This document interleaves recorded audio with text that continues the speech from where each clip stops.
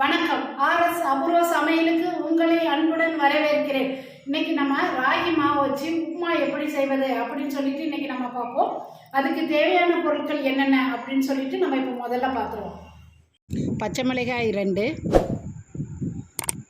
மல்லி 10 கிராம், வெங்காயம் 50 கிராம், எண்ணெய் 2 ஸ்பூன், உளுந்து 1 ஸ்பூன், ராகி மாவு 1/4 கிலோ. இதுதான் கேழ்வரகு. இதை கேழ்வரகுன்னு சொல்லுவாங்க, கேப்பை ராகி அப்படின்னு சொல்லுவாங்க. இப்போ இதை வச்சு தான் நம்ம உப்புமா கிண்ட போகிறோம். இதை இப்போ மிக்சியில் மாவாக திரிச்சுக்கிட போகிறோம். மாவானா இப்போ புட்டு மாவு திரிக்கிற மாதிரி இந்த பதத்துக்கு நம்ம இப்போ மாவாக திரித்து வச்சுருக்கோம். இதை நம்ம இப்போ நல்லா வறுத்துக்கிடுவோம். வறுத்துட்டு உப்புமா எப்படி செய்வதுன்னு பார்ப்போம் வாங்க. இப்போ அடுப்பை பற்ற வச்சாச்சு. இப்போ ராகி மாவை நல்லா நம்ம இப்போ வாசனை வரந்தட்டியும் நல்லா வறுத்துக்கிடுவோம். வறுத்தப்புறம் உங்கள்கிட்ட காமிக்கிறேன் எப்படி இருக்குன்ட்டு.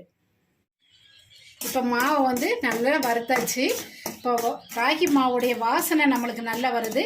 இந்த ஸ்டேஜில் இப்போ நம்ம ஸ்டவ்வை ஆஃப் பண்ணிடுவோம். ஆஃப் பண்ணிவிட்டு வேறு ஒரு பாத்திரத்துக்கு மாவை மாற்றி ஆற வச்சுட்டு உப்புமா செய்யலாம். இப்போ மாவை வறுத்து வேற ஒரு பாத்திரத்தில் நம்ம இப்போ வச்சுருக்குறோம். இப்போ மாவுக்கு தேவையான அளவு உப்பை நம்ம இப்போ போட்டுருவோம். இப்போ போட்டு நல்லா கிண்டி விட்டுருவோம். கிண்டி விட்டுட்டு வெந்நீர் இது கை பொறுக்கிற அளவுக்கு நம்ம தண்ணி வச்சு இப்போ புட்டு மாவு பதத்துக்கு நம்ம மாவை ரெடி பண்ணிக்கிறோம். கொஞ்சம் கொஞ்சமாக தண்ணி விட்டு நல்லா பெசரி எடுத்துக்கோங்க. இப்போ மாவை இந்த பதத்துக்கு நம்ம இப்போ உதிரி உதிரியாக இப்படி நல்லா பிசைஞ்சு வச்சுருக்குறோம். இப்போ உப்புமாவை தாளிச்சிடுவோம் வாங்க. இப்போ பாத்திரம் சூடாயிட்டு 2 ஸ்பூன் எண்ணெயை ஊற்றிக்கிடுவோம்.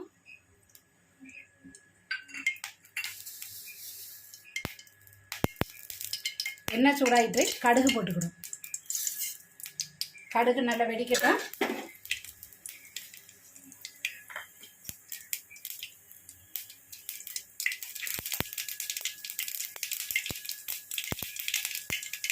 கடுகு வெடிச்சுட்டு இப்போ வெங்காயம் போட்டுக்கிறோம்.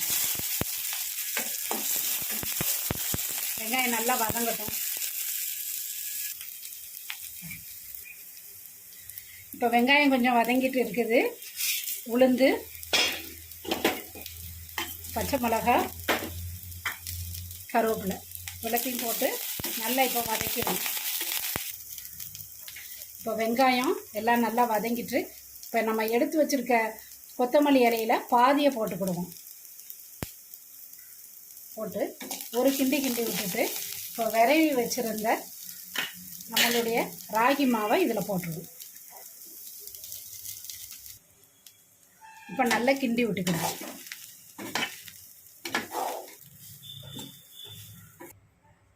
இப்போ மாவை நல்லா நம்ம கிண்டி விட்டுட்டோம். இப்போ வேகிறதுக்காக தட்டு போட்டு மூடி வச்சுட்டு ஸ்டவ்வை குறைச்சி வச்சு இப்போ நம்ம உப்புமா எப்படி இருக்குது அப்படின்னு சொல்லிட்டு இப்போ திறந்து பார்ப்போம்.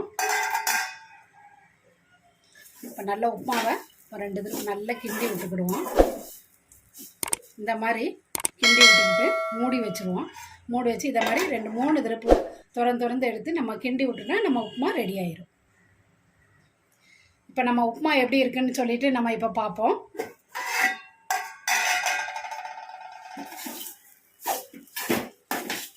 வெந்துட்டு நம்ம உப்புமா இப்போ கொத்தமல்லி இலையை போட்டு இப்போ நம்ம உப்புமாவை இறக்கிடுவோம்.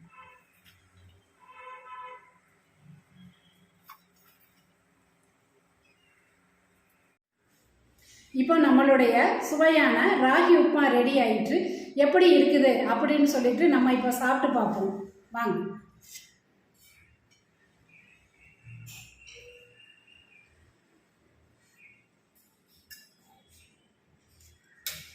நம்ம ராகி உப்புமா நல்ல சுவையாக இருக்குது. இந்த ராகி உப்புமாவோட டீயும் சேர்த்து சாப்பிட்டீங்க அப்படின்னு சொன்னால் நல்ல அருமையாக இருக்கும். இதை வீட்டில் செய்து பார்த்து எப்படி இருந்துச்சு அப்படின்னு சொல்லிட்டு நீங்கள் கமெண்டில் சொல்லுங்கள்.